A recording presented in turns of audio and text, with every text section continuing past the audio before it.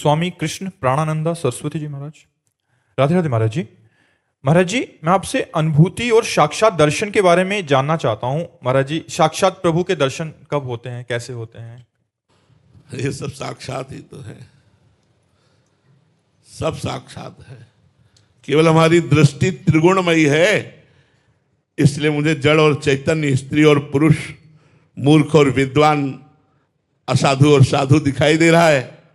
नहीं, सच्ची पूछो, हमारे ज्ञान नेत्र खुल जाएं तो सर्वम खलमिदम ब्रह्म ने नानास्ति किंचन, एकमात्र परमात्मा के सिवा कुछ नहीं है, वही है।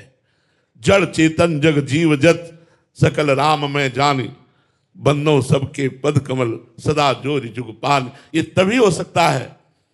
शांति व्यर्थ कालत्वम विरक्तिर मान शून्यता, आशा बंधा समुत्कंठा नाम गाने सदा रुचि, आसक्तिस तद गुणाख्याने प्रीतिस तदवस्ति स्थले। हमारे अंदर इतनी क्षमता जानी चाहिए कि हमारा कोई अपमान करे, हमें कोई मारे, हमें गाली दे, फिर हम उसका मंगल मनाएं, उसका मंगल मनाएं।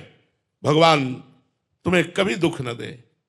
दुख देने वाले के प्रति शांति, इतना शांत हृदय है कि उसका मंगल मनाएं। ये साधु का, ये हम अपने इन्हीं नेत्रों से सबको भगवान रूप देख सके, ये अनुभूति कर सके, इसके लिए पहली क्षमता शांति।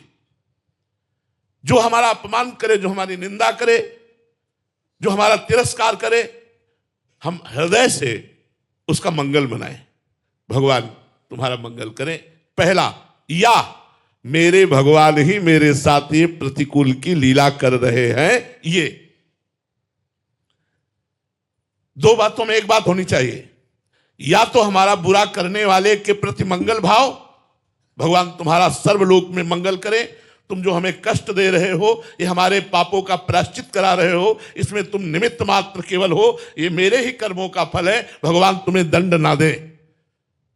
इससे भी ऊंची बात, स्वयं भगवान ही इस रूप में हमारे साथ प्रतिकूलता का खेल खेल रहे हैं। ये भाव, शांति। अव्यर्थ कालत्वम, एक सेकेंड भी भगवान का भजन नहीं रुकना चाहिए।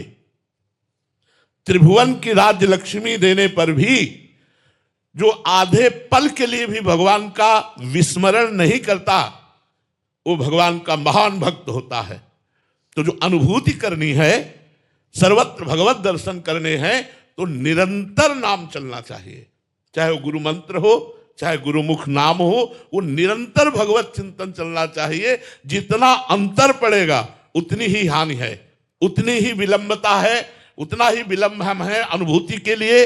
अगर अनुभूति के लिए हमें तत्पर होना है तो हमें निरंतर, भक्त है कि त्रिभुवन की राज्य लक्ष्मी देने पर भी आधे पल के लिए अपने प्रभु का विस्मरण ना करे, वो भक्त। अव्यर्थ कालत्वम, एक सेकंड भी व्यर्थ नहीं जाना चाहिए। शांति अव्यर्थ कालत्वम, विरक्ति, वैराग्य होना चाहिए। जिन भोगों में संसार फंसा हुआ है, उन भोगों में हमारी अरुचि होनी चाहिए। ब्रह्म तत्व की अनुभूति के लिए, भगवत साक्षात्कार के लिए यह अत्यंत आवश्यक है। लोक परलोक के भोगों से वैराग्य और मान शून्यता। सबही मान प्रदापमानी, दूसरों को तो मान दे, स्वयं मान स्वीकार न करे। दंडवत प्रणाम नमस्कार पूजा पाठ, ये सब नहीं, हम इसके योग्य नहीं है। अंदर से लड़ाई ना करे, कोई पैर छूने आ रहा मुझसे दबका दे, नहीं नहीं, ऐसा नहीं, पर अंदर से विचार करे, मैं इसके योग्य नहीं हूं। मान शून्यता, आशा बंधा, इसी जन्म में मुझे भगवत प्राप्ति होगी, ये दृढ़ आशा करो, इसी जन्म में मुझे गुरु कृपा से भगवत प्राप्ति होगी।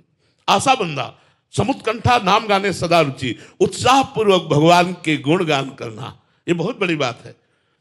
संतों ने इन्हीं गुण गान करके भगवान को रिझा लिया। बड़े बड़े महापुरुषों ने अपने इष्ट के, अपने गुरु के गुणों का गान करना, पदों का गान करना, पदों के द्वारा जो महापुरुषों ने भगवान के नाम रूप गुण लीला धाम या गुरु महिमा का वर्णन किया गया है, उन पदों के गायन से बहुत जल्दी भगवत प्राप्ति होती है।